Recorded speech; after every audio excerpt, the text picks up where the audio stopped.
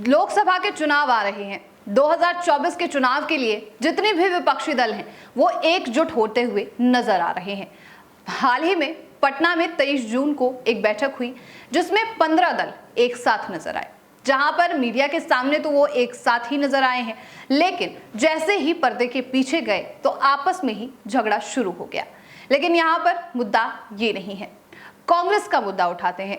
क्या 2004 के फॉर्मूले पर 2024 का चुनाव भी लड़ा जाना है? कांग्रेस ने 2004 में 5 ऐसी पार्टियां थी, 5 ऐसे राज्य थे जहां पर अलायंस किया था।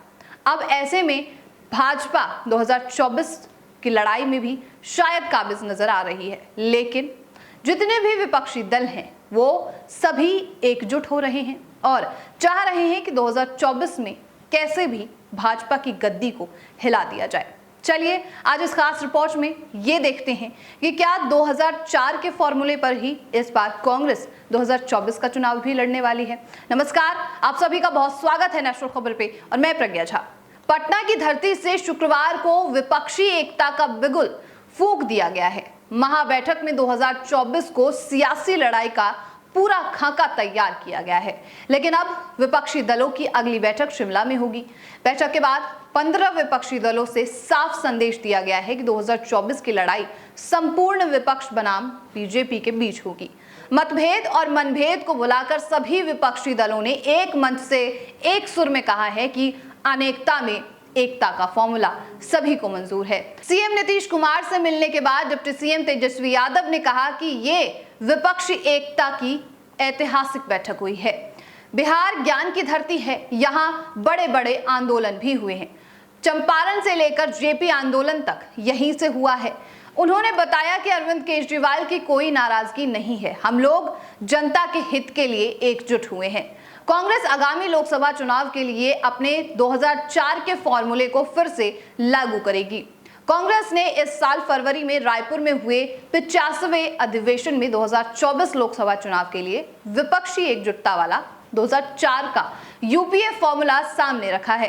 कांग्रेस ने 2004 में बीजेपी नेतृत्व वाले एनडीए से मुकाबला करने के लिए चुनाव से पहले ही 5 राज्यों में समान विचारधारा वाले 6 क्षेत्रीय दलों से गठबंधन कर लिया था। इन दलों में महाराष्ट्र में एनसीपी, आंध्र प्रदेश में टीआरएस, तमिलनाडु में डीएमके, झारखंड में जेएमएम और बिहार में आरजेडी और एलजेपी शामिल थी।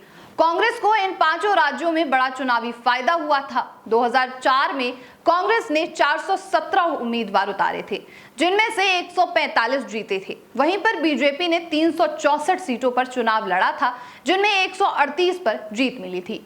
इन 5 राज्यों के कुल 188 लोकसभा सीटों में से कांग्रेस की अगुवाई वाले यूपीए को 114 सीटों पर जीत मिली थी, जिनमें से 61 सीटें कांग्रेस ने जीती थी, जबकि सहयोगी दलों ने 56 सीटें जीतने में सफल रहे थे।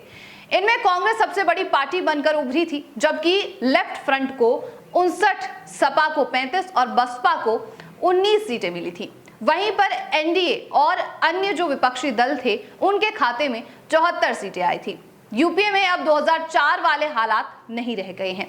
इतने वर्षों में कई क्षेत्रीय दल कांग्रेस का साथ छोड़कर दूसरे दलों में जा चुके हैं। ऐसे में एलजेपी यूपीए के साथ नहीं है। कांग्रेस भी पहले से कई ज्यादा कमजोर हो चुकी है, इसलिए क्षेत्रीय दल उनके साथ खड़े होने से परहेज कर रहे हैं।